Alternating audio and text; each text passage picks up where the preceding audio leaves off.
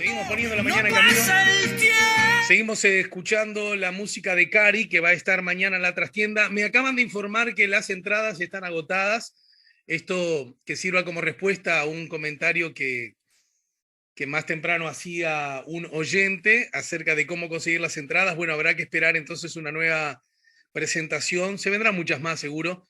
Recuerden que por los temas del aforo sanitario, esto obliga a que las salas todas tengan menos capacidad, menos cantidad de entradas para vender, menos lugares para vender, y entonces, sumado a las ganas que tiene la gente de ver música, espectáculos en vivo en general, bueno, estas se agotan rápidamente, ¿no? Así que la chance que tenemos es de seguir escuchando a Cari aquí un rato más, aquí en el 98.7. Ahora, tal cual lo habíamos anunciado, vamos a recibir a la defensora pública, vicepresidenta de la Asociación de Defensores de Oficio de nuestro país, la doctora Victoria Muraña está con nosotros. Hola Victoria, buen día, bienvenida. Hola Alejandro, un placer. Gracias por tu Muchas tiempo, gracias. gracias por tu gentileza. Bueno, yo anunciaba tu visita motivada por el asunto que se ha transformado en noticia, que ha ganado la atención de los medios y supongo de parte del público. Esa cosa nunca se termina de saber del todo. Si lo que le interesa al público es de lo que hablan los medios, y si lo que dicen los medios es lo que le interesa al público, etcétera. Pero no hablemos de eso ahora. Pero en todo caso, cito como fuente el semanario Búsqueda, porque fue a través del semanario Búsqueda que se dio a conocer una carta que, ya de paso empecemos a charlar, ustedes habían enviado a la Suprema Corte días antes. Es así, ¿no? Sí, exacto, así fue. Bien, es decir, la carta ustedes se la envían a la Suprema Corte y en todo caso, después el semanario Búsqueda tiene acceso a la misma y también algunos testimonios de ustedes y lo publica bajo el título Defensores de Oficio denuncian ante la Corte un aumento preocupante de abusos policiales y pérdida de garantías, agresiones físicas y presiones psicológicas a detenidos para que declaren, uso desmedido de la fuerza en operativos, allanamientos sin orden judicial y controles de identidad abusivos son algunos de los hechos reportados por los abogados públicos que atribuyen su incremento a la LUC. Y agrego, un poco para dar contexto informativo, que la Diaria en el día de ayer publicó: defensores de oficio reclaman que se filmen todos los procedimientos policiales. El presidente del gremio lamentó que Heber, el ministro del Interior, cuestione la veracidad de las denuncias. En efecto, doctora, ¿ustedes entienden que las denuncias por ustedes elevadas están siendo desconocidas? O más aún, porque también escuché gente del Ministerio del Interior, el propio secretario de Estado, diciendo, bueno, pero nosotros denuncia no tenemos ninguna. Y pongámonos en la cabeza del público, de los ciudadanos en general, que pueden percibir que hay entonces una luce inmensa contradicción. Hay una organización de abogados que son los que ejercen la defensoría de oficio, elemento fundamental del funcionamiento del Estado de Derecho, ¿verdad? Exacto.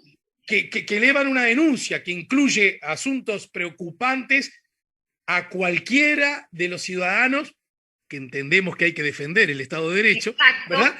Y paralelamente a eso la reacción es, no hay denuncia, no hay denuncia en fiscalía, nosotros no sabemos nada, o la denuncia que se elevó a la Suprema Corte no es el lugar adecuado. Ayúdame a entenderlo, te pido que seas casi una profesora de nosotros. Bueno, muchas gracias.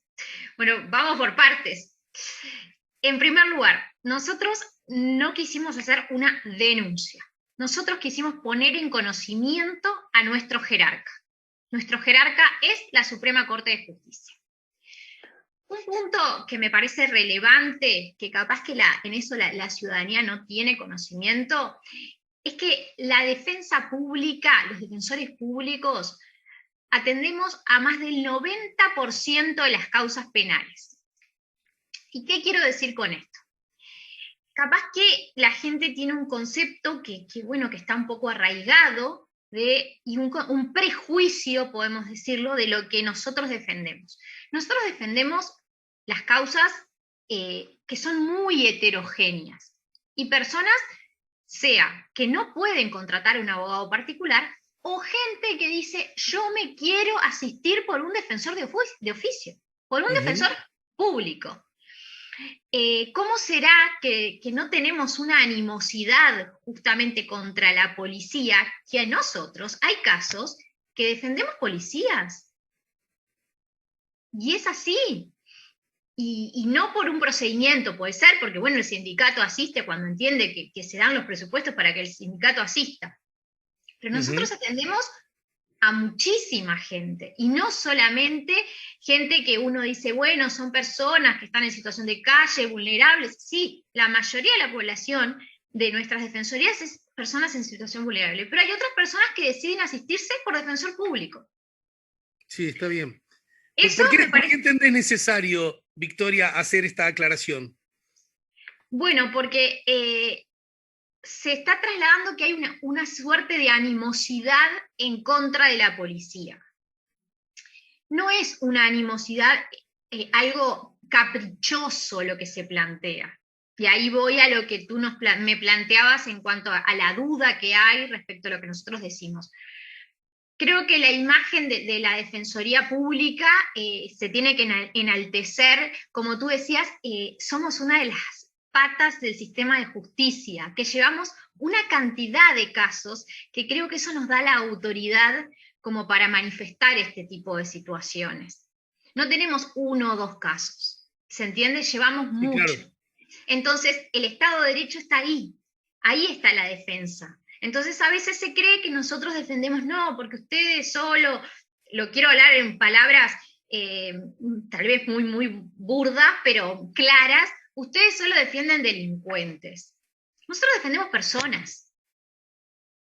Nosotros no defendemos por género, nosotros defendemos personas, a cualquier ciudadano que decida Bueno, ser asistido por Defensoría Pública Penal que no lleva declaración jurada, ¿verdad? De sí. ingresos. En todo caso, igual ese enunciado, ustedes defienden delincuentes, incluye alguna falla y hasta algún prejuicio. Primero, Exacto.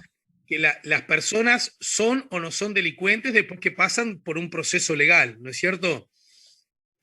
Son culpables o inocentes y después que tenga una sentencia de Claro, condena. Por claro. eso dije una palabra muy burda que Sí, no me sí. gusta utilizar porque no la comparto, evidentemente, pero sé de los comentarios que han surgido, de las publicaciones que han habido en las redes, que salen esos comentarios que no son felices, no los comparto, pero quiero que se quede claro eso. Y Entonces, después, y después sí, el prejuicio también incluye la idea, porque si los defensores públicos son los que, juguemos, defienden a los delincuentes, los defensores que no son públicos, los defensores privados, uno podría suponer que defienden a los que no son delincuentes. Y en realidad, todos sabemos que hay connotados, con todo derecho a existir, pero connotados defensores no públicos, privados, y según se dice, muy caros, que si hay algo que se han especializado a lo largo de toda su vida es defender a personas que muy probablemente cometieron delito, ¿no? y tienen derecho a una defensa. Desde ya, fuera de discusión. Entonces, ya ahí lo El aclaramos. comentario es impertinente desde donde se le Sí, mire. no, Ahora, pero claro, no, pero está. no termino de entender, Sí. abogada, es, ustedes dicen, nosotros no elevamos una denuncia, pero si hay agresiones físicas, presiones psicológicas, si hay allanamientos sin orden judicial, si hay controles de identidad abusivos y la lista sigue, no entiendo por qué no hacer una denuncia. Es más, ¿no hay artículos que le obligarían a ustedes en condición de funcionarios públicos a hacerla? Porque nosotros cuando constatamos estas situaciones, las ponemos en conocimiento de la Fiscalía, que es la encargada de la investigación. Y hay casos donde la Fiscalía ha dispuesto la investigación pertinente y se ha llegado a la condena. O sea, no es que no hay casos. Eso no es así. Hay y están constatados. Pero cuando el ministro dice que no conoce de denuncias, entonces, ¿no las conoce porque no le llegaron?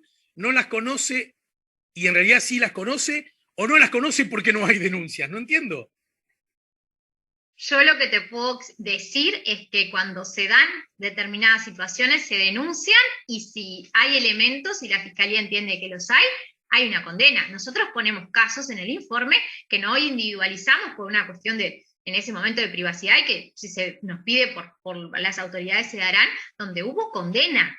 Entonces, no se puede decir que no existen porque está la condena.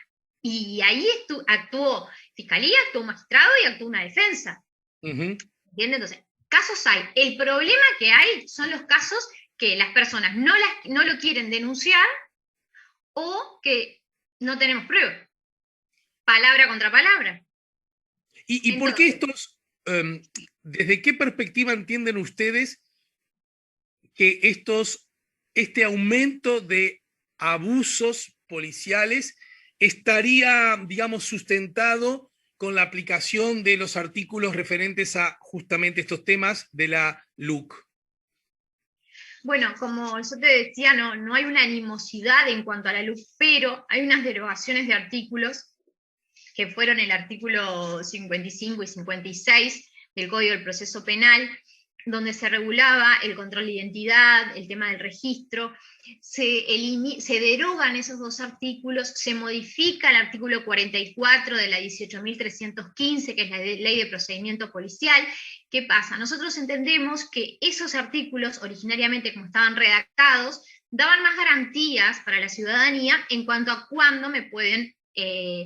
la identificación, no había problema. El problema es, había abusos de identificaciones. Ahora ya se elimina. ¿Qué pasa? Vamos a ponerlo en palabras simples. Por favor. Yo quiero que cuando van a hacer un registro se den determinados requisitos. ¿Qué pasa? Al eliminarse esos artículos, los requisitos empiezan o el marco que se tendría que dar para que se produzcan esos registros empieza a diluirse un poco. Entonces, entran situaciones que antes no entraban. Y eso le puede afectar a cualquier ciudadano. ¿Qué pasa? Nosotros justamente, me han preguntado mucho, ¿pero esto no pasaba siempre? ¿Que había abusos? Pasaba. Pero, entonces, ¿esa va a ser la respuesta?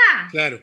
Voy a decir, bueno, pasaba, yo te estoy diciendo que hay un aumento. Esta directiva asumió el año pasado y bueno, uno de los objetivos fue poner en conocimiento esta situación. Entiendo el espíritu desde el cual lo estás diciendo. Aún así necesitaría tener un dato más claro para que obre en poder de la ciudadanía de por qué ahora el nuevo contexto legal a algo que nunca, ¿cómo decirlo?, siempre estuvo o existente, o latente, o potencialmente presente. ¿Cuáles son esas trabas que antes existían, que ahora no lucen como traba y que podría de alguna manera estimular ese preocupante aumento del potencial abuso policial? Bueno, te doy un ejemplo claro a ver si queda. Antes se preveía que se recibe una denuncia, por ejemplo, de una persona, o que haya elementos que podrían hacer pensar que la persona había cometido un delito, entonces, en forma inmediata, la policía ponía en conocimiento de la fiscalía. En forma inmediata. ¿Qué pasó? Ahora dice, te lo leo textual, de acuerdo a la gravedad del hecho, informará al Ministerio Público en un plazo no mayor a 4 horas. Entonces, sin perjuicio de ello, proceder a realizar las diligencias que correspondan a la investigación del hecho. O sea, tiene 4 horas que antes no tenía. Tiene 4 horas que antes no tenía, o que las tenía, pero antes le avisaba al Ministerio Público. Eso no es una garantía. Porque yo tengo una persona en la seccional policial con 4 horas que el fiscal puede no tener conocimiento de eso. Y en esas 4 horas, ustedes han corroborado que ocurre o que puede ocurrir, qué tipo de cosas que antes no ocurrían tanto o no ocurrían. La búsqueda de la declaración, por ejemplo. Y esa búsqueda de la declaración se ejerce a través de qué métodos, porque ahí me parece que está la piedra en el zapato, ¿no? Nosotros planteamos eso, el tema de, mirá que si no decís lo que pasó, te puede pasar X cosa. Eso es lo que nos dicen a nosotros. No, mirá, me dijeron que si yo declaraba me largaban. ¿Yo cómo pruebo eso? Ujú. Entonces, nosotros queremos dejar claro que lo que pedimos no es algo que sea tan loco y que no es de conocimiento de nadie, sino que si lo planteamos nosotros en la comisión del Senado, cuando fuimos cuando se estaba discutiendo la luz, ya se planteó esto por la Defensoría, Sí, sí, por la sí, sí, desde ya. Asociación.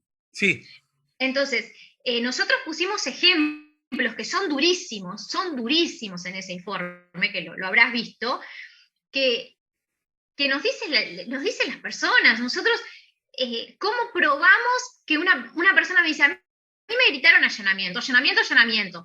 Entraron y yo firmé. ¿Qué firmaste? No leí. Entonces me van a decir, ah, bueno, ¿por qué no leyó? sí, bueno, sí, no es tan fácil, ¿no? No es tan fácil. Y El calor de la situación. lo Yo que no tengo una entiendo es fábrica. antes cómo era, Victoria. Bueno, lo que nosotros decimos justamente es que ahora vemos un aumento, como que se ha facilitado esas situaciones, que no quiero decir por eso mismo, lo recalco, que antes no pasara. ¿Se entiende? Sí, claro. Lo que pasa es que vimos ahora como que se está dando ciertas facilidades o se ha abierto el abanico a hipótesis que pueden llevar a situaciones irregulares. Es así. Te lo pregunto de otro modo. Cuando uno trabaja en un sistema y en cualquier tipo de sistema de creación humana, y aún advirtiendo que los roles muchas veces no solo son distintos, a veces son deliberadamente contrapuestos, de todas maneras se tiene claro que todos formamos parte de un sistema y sabemos que en la medida que cada vez que uno realiza su trabajo, en la medida que lo realice de mejor manera para la mirada de uno, está contribuyendo al mejor funcionamiento del sistema. ¿Por qué digo esto? Yo imagino que ustedes, mirá que no conozco del tema, yo imagino que un defensor en general y un defensor público, por todo lo que decís, por todo lo que dijiste antes, debe tener históricamente un ida y vuelta, un diálogo, un encuentro del qué hacer relativamente fluido con otros actores del sistema judicial, con la fiscalía y agrego, incluso con la policía. Ustedes no hablan con la policía, es decir, che, me acaban de decir que lo sopapeaste, che, me acaban de decir que le dijiste que si no decía esto, ocurría tal cosa. Es verdad, es decir, yo sé que puede parecer un tanto ingenuo mi planteo, No, no pero es no hay una nada especie ingenuo. de manejo, digamos, de lo chiquito, de lo cotidiano, para que cada Sí, uno en su rol haga las cosas bien para el mejor resultado de todos. exacto. Nosotros tenemos ese diálogo. Ese diálogo existe con la fiscalía cuando se lo trasladamos y ahí la fiscalía obviamente toma conocimiento y ahí si hay alguna lesión pide médico forense. A un policía yo voy y le digo, ¿vos le dijiste esto? No, yo eso no se lo dije. Y que me quedo con Claro, eso. Entonces claro. voy y digo a la fiscalía, mirá, a mí el imputado o la imputada me dijo que el policía le dijo tal cosa. Y el policía dijo, no, yo no dije eso. Esa es la chiquita. Uh-huh. Y eso es lo que no queremos que pase. ¿Por qué? Porque capaz que lo que falta es información, es entender las normas, ¿Y qué entenderlas un pasa, poco. y qué pasa Sí, con la fiscalía? Porque he escuchado algunos comentarios que de alguna manera la fiscalía hace un poco de vista gorda a estas observaciones que ustedes hacen. Para decirlo, creo que incluso lo dijo el propio presidente de la asociación, tu sí, compañero de sí, directiva, ¿no? Quizá no lo cito en forma textual, pero creo que en el espíritu lo cito bien, y si no lo hago, por favor, corregime, Victoria. Es, si ley nueva vigente mediante el individuo insulta a la policía, ahí estamos muy atentos a ejercer esa norma reciente. Más, si es la policía la que se sale del trillo, hay un poquito como que lo relativizamos. Si eso fuera cierto, esto es mi opinión, generando el peor de los precedentes, y es, si bien nadie tiene derecho a insultar o a deshonrar a alguien que representa al Estado, El que nunca, jamás lo tiene en ninguna circunstancia es el Estado con relación al ciudadano, ¿no? Es decir, hay como una mirada un tanto distinta entre una y otra probable situación. El problema es la creación de delitos que la Fiscalía tiene que perseguir. ¿Qué pasa? Tengo un policía que dice, a mí me agraviaron, me insultó, me hizo esto, me hizo lo otro. La Fiscalía lo tiene que investigar. El tema es que si yo le digo, el policía le dijo que declarar, el policía dice que no, la Fiscalía trabaja con la policía. Sí. Son quienes llevan adelante la investigación, y la policía es la que sigue adelante el proceso. No quiero decir que la Fiscalía esté omisa así, no, porque cuando hay un caso detectado de lesiones, se pide forense, se le pone en conocimiento de Fiscalía, y obviamente cuando vamos a la audiencia de control a fin de determinar o no la legalidad de la detención, el magistrado, Fiscalía, lo pongo en conocimiento en este acto, lo está diciendo la defensa, y la Fiscalía dice, sí, yo ya lo sé, ya se dispuso forense, por ejemplo. Hay que ver cómo sigue esa investigación, que ese es un punto que tenemos que determinar, porque, bueno, nosotros somos defensores de imputados. Entonces nosotros lo ponemos en conocimiento, porque lo que se nos pide ahora son denuncias formales por escrito.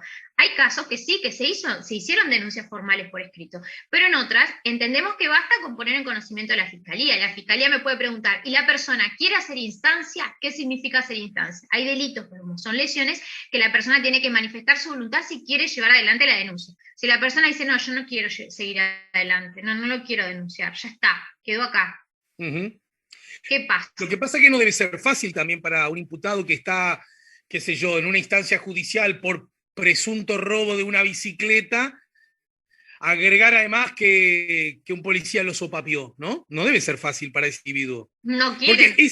Porque además, a ver, yo no quiero ponerte en lugares demasiado incómodos, porque Victoria, es probable que ese individuo, saca el probable, es posible que ese individuo haya cometido ese delito, en efecto, el primero, el que lo llevó a esa instancia. Pero eso no le hace merecedor de un maltrato específico para comprobar que en efecto hizo ese delito. Exacto, es así. Es así. Y es tan claro, parece, te agradezco que lo hayas entendido tan claro. Pero bueno. No, yo creo que lo entiende todo el mundo, solo que esta es una opinión personal, ¿eh? No, te saco a vos, a tu organización. Yo creo que lo entiende todo el mundo. Puede ser que parte del público no, parte de la ciudadanía no, pero los operadores judiciales, políticos, policiales, los medios de comunicación, eso lo entienden. Lo que pasa es que hay algunos que se hacen los chanchos rengos con relación a esa lógica. Son los costos que tiene el Estado de Derecho. Sí, hay veces que alguien que cometió un delito no le podemos juntar las pruebas suficientes para mandarlo, para sancionarlo, con prisión u otra forma, pero eso no debe implicar que por conseguir esas pruebas violemos lo primero y principal, que es el Estado de Derecho y los derechos humanos. La dignidad. Exacto. Que tiene que ser para todos los ciudadanos, que no solo el que roba la bicicleta. Hay hipótesis que no se imaginan de personas que son detenidas para control policial, que se da muchísimo, que por ejemplo compran vehículos, un ejemplo porque se da así, te lo digo ya para que nadie lo haga, que compran vehículos por redes sociales y resulta que después los vehículos no corroboraron que el motor correspondía. Claro. Esa persona va a ser citada, o si no queda detenida, va a ser citada y va a llevar un proceso, y ese proceso puede determinar su condena por un delito de receptación. Claro. Esta persona es una persona trabajadora, que hizo mucho esfuerzo para comprarse ese vehículo y no cumplió los requisitos formales, las solemnidades, pero no le... ¿Qué pasa? El delito de receptación, él dice, bueno, yo no sabía que era robado, pero bueno, sí, es verdad, me lo vendió en tal lugar, el precio era bajo, por eso yo lo compré. Son gente trabajadora. Entonces, todo ese tipo de ciudadanos quedan sometidos al sistema penal. No estoy diciendo... Sí. Entiendo perfecto, pero aún así, entiendo perfecto el lugar desde el que ustedes están haciendo lo que están haciendo. Pero si aún así les dicen, mirá, la denuncia no está, mirá, debió haber ido a Fiscalía y no a la Suprema Corte, ¿eso a ustedes no les hace rever la estrategia de decir, bueno, está bien, pensamos que lo que hicimos lo hicimos bien, que era correcto, que con eso alcanzaba y sobraba para que el sistema todo se pusiera en alerta, parece que no. Bueno, retomemos y hagamos otro camino para que quede aún más claro que lo nuestro es mejorar el sistema y mejorar la República. Bueno, podemos ser autocríticos y decir que capaz que el camino no fue el correcto. Nosotros lo tomamos así, lo hicimos así porque entendemos que hay que respetar la jerarquía. Nosotros entendimos que la Suprema Corte tenía que tomar conocimiento de hechos de tal magnitud porque queríamos que la Suprema, por intermedio de nuestro jerarca, se tendieran las redes con los demás organismos, Ministerio del Interior, ACE. Podemos tener esa autocrítica. En cuanto Sí. me dicen las denuncias que no están, bueno, yo voy a invitar después a que escuchen los audios de las audiencias, donde se ponen en conocimiento esas situaciones. O sea que no es cierto de que no haya denuncias. Esto me decís, No, Victoria. no es cierto. ¿Por qué insisten tanto que la policía estaría bueno que lleve las famosas cámaras pro? Porque, ¿qué pasa? Tengo el allanamiento, la persona me dice, me entraron, me golpearon, me rompieron la puerta, me esposaron, me dejaron en la vía pública, entraron y me revisaron toda la casa. Eso no es lo que dice el artículo en cuanto al allanamiento. ¿Yo No. cómo pruebo que eso pasó? No tengo prueba. Entonces digo, y la policía me va a decir, eso no fue lo que pasó. Y capaz que la policía tiene razón, y eso no fue lo que pasó. Pero bueno, si tenemos la tecnología que se usa en todo el mundo, ¿no?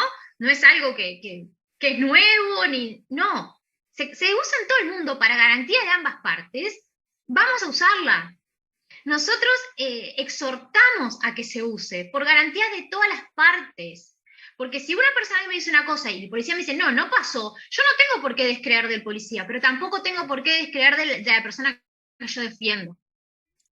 Bien. Para terminar, solo por Sí. hoy, porque te juro que conforme avanzamos surgen nuevas miradas y nuevas perspectivas. Cuando ustedes elevan esta carta ante la Suprema Corte no les dijo, no, no, acá no es, ustedes lo que tienen que hacer es una denuncia o llevarlo a fiscalía, yo esto no lo recibo porque no me corresponde. ¿Por qué y qué les dice la Suprema Corte cuando recibe el reclamo, observación de ustedes? Bueno, la Suprema Corte nos solicita que pongamos en conocimiento si hay alguna irregularidad en cuanto a lo que son funcionarios, magistrados, que no hay, porque los magistrados, en el momento que toman conocimiento de estas situaciones, lo trasladan a la Fiscalía para que se investigue y toman las medidas y se pide forense y el magistrado hace lugar a la medida. No hay esas situaciones y la Suprema Corte entendió, creo que así fue, que fue una forma que creo que fue éticamente correcta. O sea que la Suprema Corte no ejerció ninguna observación de forma. No. Y creo que si tenemos un jerarca y no lo respetamos, hubiéramos actuado mal. Eso estoy convencida. Que no quiere decir que nosotros no nos podríamos haber entrevistado con el Ministerio del Interior antes. Sí podemos y esperamos tener todos ese tipo de intercambios. Anhelamos tenerlo.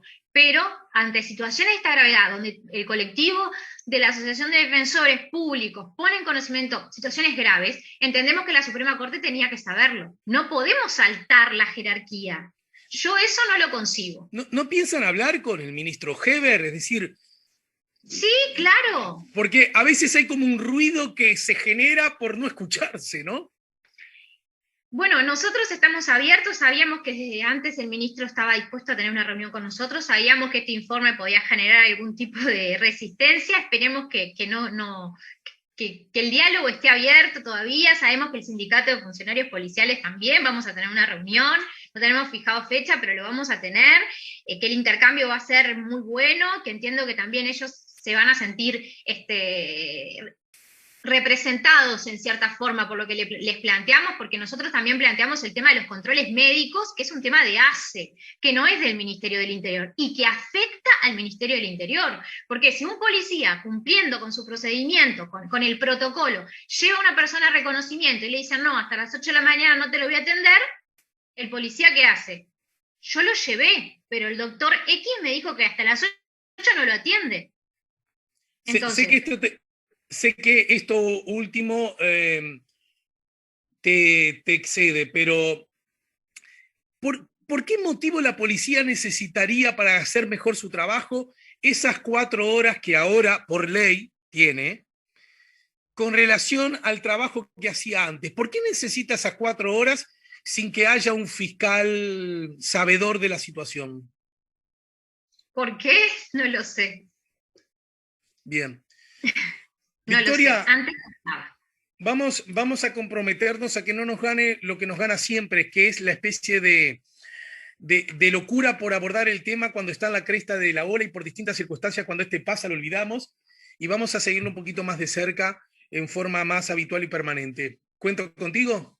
Por supuesto, la Asociación de Defensores estamos abiertos a los diálogos, a los intercambios, no solo en materia penal, también la Defensoría Pública asiste temas de familia, laborales, administrativos. Somos muchos defensores que estamos trabajando día a día, que llevamos una gran cantidad de causas, que queremos que se sepa también el rol que cumplimos en todos los aspectos y estamos abiertos cuando gusten a nuevos intercambios, estos diálogos que creo que enriquecen y que sirven para toda la ciudadanía y que buscamos simplemente, como tú dijiste, Alejandro, el respeto al Estado de Derecho.